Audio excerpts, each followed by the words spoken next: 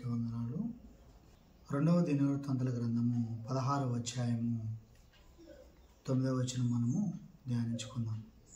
తన ఎడల యథార్థ హృదయము గల వారిని బలపరచుటకై యెహోవా కనుదృష్టి లోకమంతటా సంచారము చేయుచున్నది.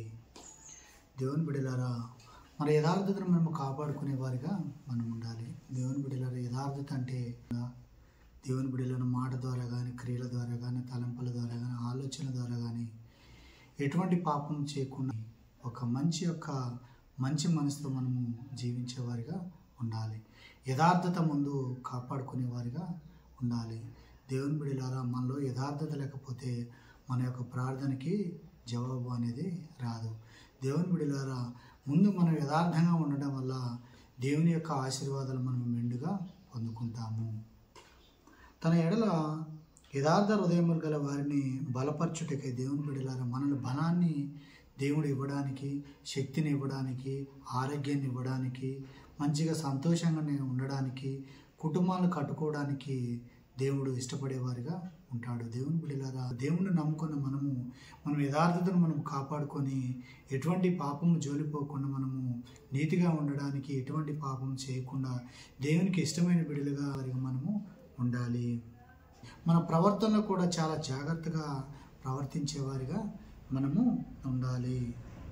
వచనంలో నీ నీతికి తగినట్టుగా నీ నివాస స్థలమును వర్ధల చేయను. దేవుని బిడ్డలారా, మనము ఎంతైతే పరిశుద్ధంగా ఉంటేమే ఆ పరిశుద్ధత తగ్గట్టుని మనకి ఆశీర్వాదం ఇస్తాడు. దేవుని బిడ్డలా, నాకేమీ ఇవ్వటం లేదు కదా, నేనేమీ దేవుడి దగ్గర పొందుకోవటం లేదని దేవుని మనం బాధ పెట్టేవారిగా మనం ఉంటున్నాము. దేవుని దుఃఖపెట్టేవారిగా ఉంటున్నాము.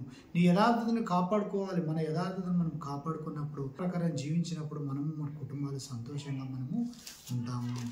అలానే యోబు గ్రంథము 11వ అధ్యాయం 13వ వచనం మరియు 15వ వచనం దాకా,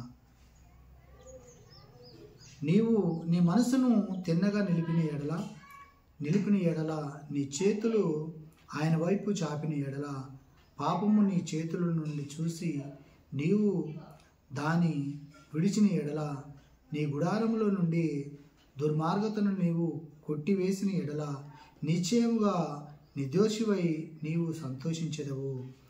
నిర్భాయుడివై నీవు స్థిరపడి అందువు.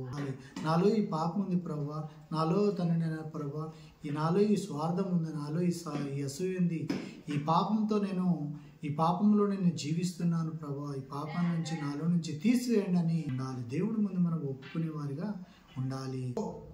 ఇప్పటివరకు ఎన్నో పాపాలు చేసి ఉన్నాము, ఇకనైనా చాలించుకొని దేవుని కోసం యథార్థంగా ఉండాలి, నీతిగా ఉండాలి, ఎటువంటి పాపము జోలిపోకుండా దేవుని ముందు మనం ప్రాధేయపడి కన్నీరు విడిచి ప్రార్థన చేసుకునే వారిగా ఉండాలి. ఈ రోజుల్లో మనం ఎలాంటి ప్రార్థన చేస్తున్నాం? ప్రభు, నాకు బంగారం కావాలి, నాకు డబ్బు కావాలి, నాకు ఇల్లులు కావాలి, నాకు దుస్తులు కావాలి, నాకు జాబులు కావాలని కోరుకుంటున్నాము. కానీ ఆయన యొక్క హృదయాన్ని మనము సంపాదించుకోలేకపోతున్నాము. ఈ లోకంలో ఏది ఉన్నా కూడా ఈ లోకంలోనే మనము విడిచిపెట్టి వెళ్ళవాలి. దేవుని బిడ్డలారా, పరలోకంలో ఇవన్నీ కూడా అవసరం లేదు. పరలోకానికి ఏమి అవసరము? యథార్థత అవసరము, నీతి అవసరము, ప్రవర్తన అవసరం. దేవుడి కొద్ది మాట